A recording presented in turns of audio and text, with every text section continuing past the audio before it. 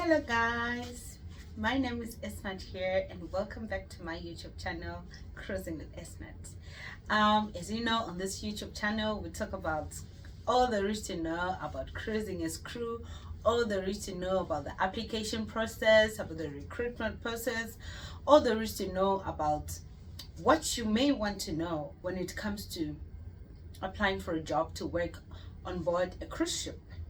So today we're going to have just a short video on some of the questions that I've been receiving. So today we're going to talk about what you need to know or what you need to do before you apply, before you even think of applying for a job on a cruise ship. What should you have, or what should you prepare? So like I said, this video is going to be very short, so make sure to watch till the end, and also make sure to like, subscribe, and guys, share the video. Someone may be sitting home and thinking of what to do. Share the video to them. They may just apply and have an opportunity to to get some money whilst working on board a cruise ship. So today the first thing that we're going to talk about is age. So before you think of applying on board a cruise ship, you're going to be at least 18 years of age or 21. So this depends with the ship that you're working on, that you want to apply to work on, as well as the country that you're coming from. But the minimum age is either 18 or 21, depending on the country and depending on the cruise ship that you'd like to apply to. And remember guys, also on some cruise ships they consider your experience, your working experience. So if you're 18, I don't know, will you have worked somewhere to have some working experience? So yeah, that's basically it when it comes to the minimum age that you're supposed to be before you think of applying on board a cruise ship. And then the second thing, you've got to have a valid passport. You will need a passport to process your visa, you need your passport to travel, and you also need your passport, just to use it as a form of identification when you're traveling. So you've got to have a passport which is valid.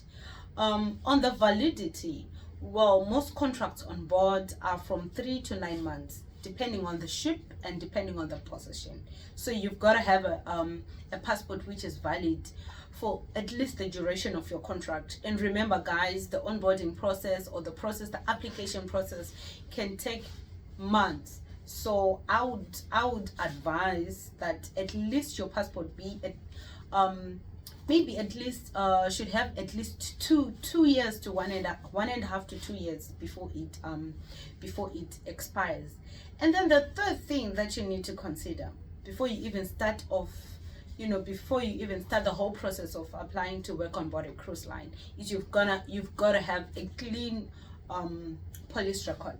So you just have to be someone who doesn't have a criminal record, because for sure they will need you to have your police clearance background check in place before they can proceed to the next stage of hiring you. So you just have to be someone who's in good books with the law. You've got to be a law-abiding citizen in whichever country you're coming from.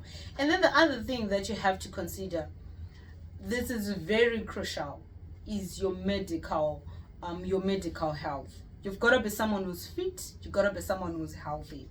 Remember, in my first video, I shared with you my experience when it came to having your medicals done and finally getting your medical certificate. So there are a lot of things that they check.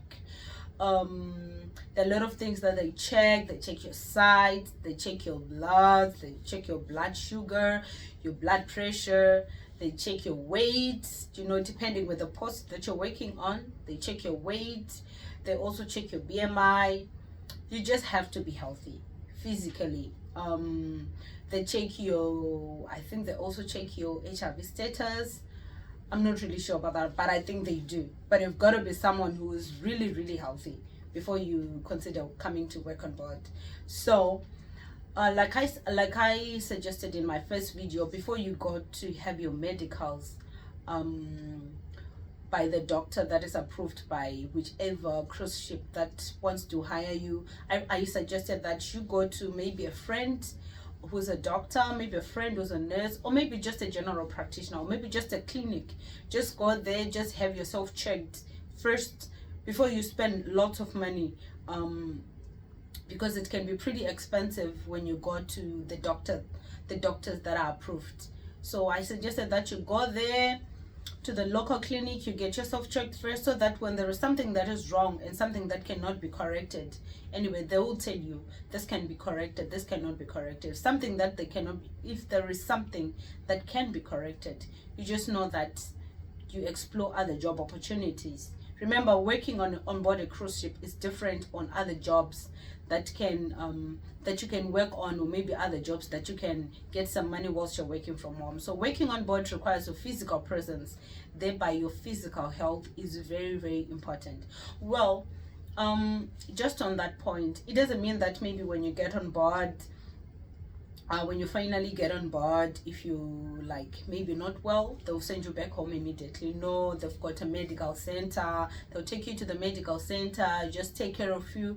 They're basically going to be taking care of your health needs. But if you're someone who's sickly, well, sometimes they may deem you to be medically unfit and probably send you back home to recover. So you just have to be someone who's physically fit all the time. And then the next thing is language. Now remember, most cruise ships, especially the ones that I'm familiar with, cruise from the United States, some cruise from Europe, and some cruise from Australia. The language of communication, the official language of communication, is English. So you just have to be someone who's got a good English command. Well, there is a minimum that they consider. Unlike other jobs on land, maybe in the United States, Australia, or the United Kingdom, who require you to have your IELTS or other forms of testing your English language proficiency. When you want to come and work on board a cruise ship, when you're from Zimbabwe, they can test your English proficiency when you have an interview with them. So I think that's basically where they test your English proficiency, because they didn't ask me for any certificate or whatsoever. I wasn't given any test to do for them to check my English proficiency. So I just think it's the same when it comes to other posts as well. I haven't had anyone who have had maybe IELTS being required or some other form of English testing that they require. So you just have to be someone who's got basic command in English, because on board there are a lot of nationalities. There can be about 80 in some cases, 80 nationalities on board. So imagine all those people from different countries. You've got to be able to communicate with them, because they're the people whom you'll be interacting with every day in your day-to-day execution of your duties. So you just have to be able to communicate for you to be able to produce the desired outcomes in the different departments that you'll be working.